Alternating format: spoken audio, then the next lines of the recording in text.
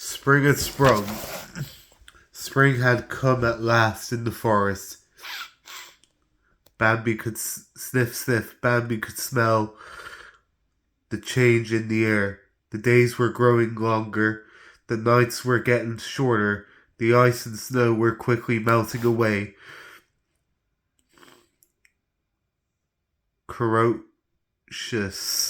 and daffodils were pushing new green shoots out of the grass, and the forest didn't feel quite as lonely as it had during the cold winter. In just the last few days, Bambi had noticed that there were more animals peeking their heads out of their holes and burrows and dens. And as he took a walk through the forest very early one morning on the day of spring, Bambi came upon Mrs. Possum and her children hanging upside down by their tails from a tree branch. She and Bambi had not seen one another in a long time, but Mrs. Possum recognized him just the same. "Well, hello, Bambi," said Mrs. Possum. "Hello, Mrs. Possum," Bambi replied. "I haven't seen you since autumn. Where have you and your family been all winter long?" "Oh, we like to spend most of our winter indoors," Mrs. Possum replied. "But now that spring is here, it's so nice to be out in the fresh air again." Then Mrs. Possum and the rest of her family closed their eyes and dozed off, because they like to spend most of their days sleeping, you know. Walking on through the forest, Bambi stopped by a tree filled with twittering birds. "Hello, Bambi," said one of the birds. "Hello," Bambi replied. "And what have you birds been all winter long?"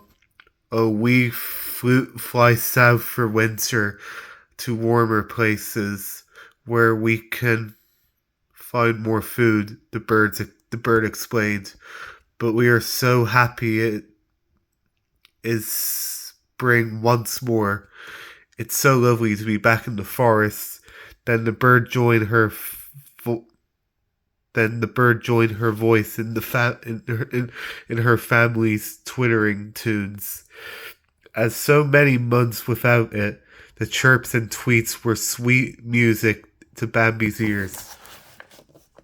Bambi walked further, meeting old friends, and at every turn he came upon mice moving from their winter quarters behind and back into their spring and summer homes. He noticed the squirrels and chipmunks snacking leisurely on nuts, no longer storing them away in their winter supples. He heard a woodpecker